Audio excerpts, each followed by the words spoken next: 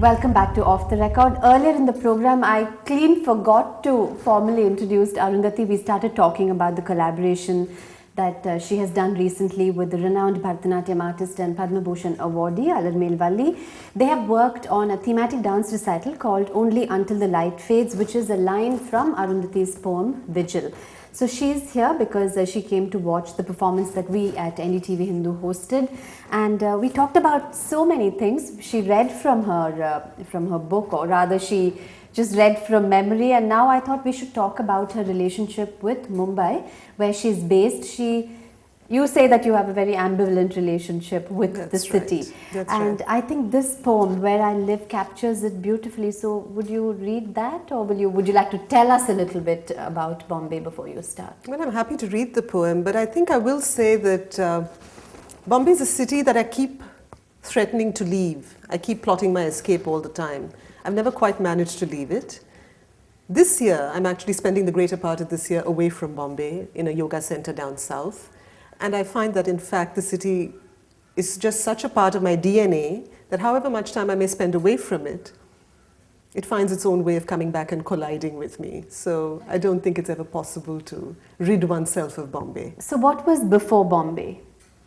Nothing really. I was born and brought up in Bombay. But it's a city I've always had mixed feelings about. It's a city I love, and it's a city I love to hate. Because I feel rattled when I go there. Of course, it's a deeply bone-rattling city, you know. So can we listen to Where I Live? Mm-hmm. Where I live. I live on a wedge of land, reclaimed from a tired ocean, somewhere at the edge of the universe. Greetings from this city of L'Oreal sunsets and diesel afternoons, deciduous with concrete, botoxed with vanity.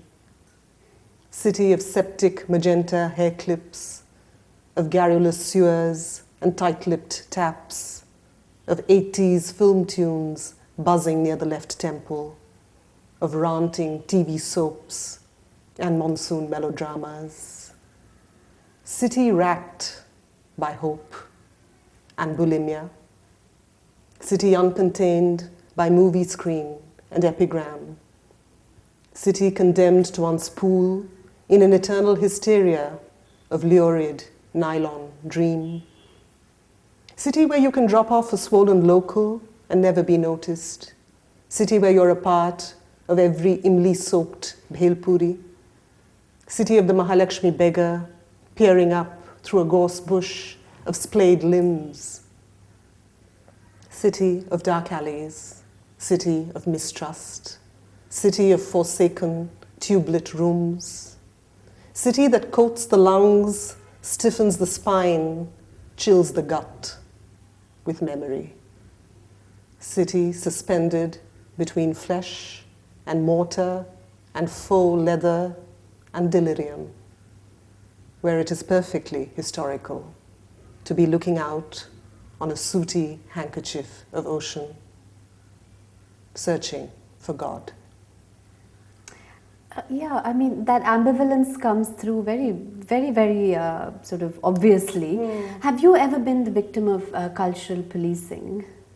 Not personally, Anu, but I think there's no way you can completely isolate yourself from all that's going on, is there?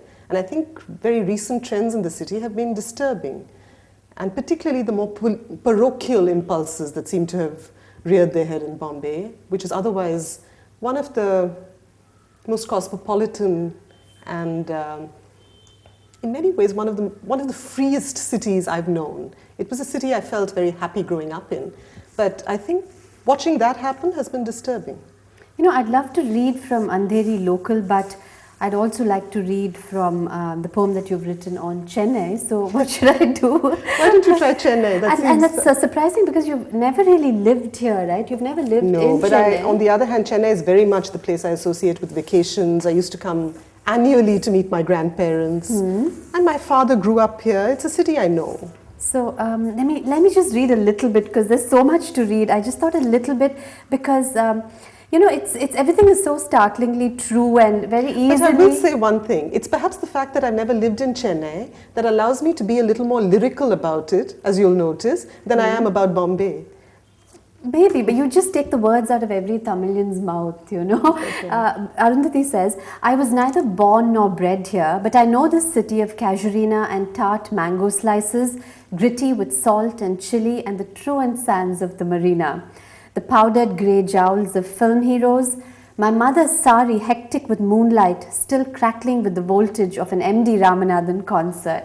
It's really beautiful, you know, because sometimes I think I should leave this city. I've only read a little bit because there's just a lot to talk about. I sometimes feel that I've lived here for 17 years and maybe I should go explore someplace else, see if I can conquer the challenges in some faraway land. But, you know, when I read your poem and you say that the vast opera of the Bay of Bengal flambéed with sun, I fear that there'll be a sharp ache of nostalgia and like a knife twisting in my side if I leave the city and go away. I suspect there's no, you know, that nostalgia is inevitable. It's going to happen wherever we are. Oh, this thing of belonging, whether it's a place or a person or this whole concept of home, that's something that I'd like to you to tell us more about, because I really like your poem Home. And I'd like to read that when we come back after a break. I'm in conversation with Mumbai-based poet Arundhathi Subramaniyam.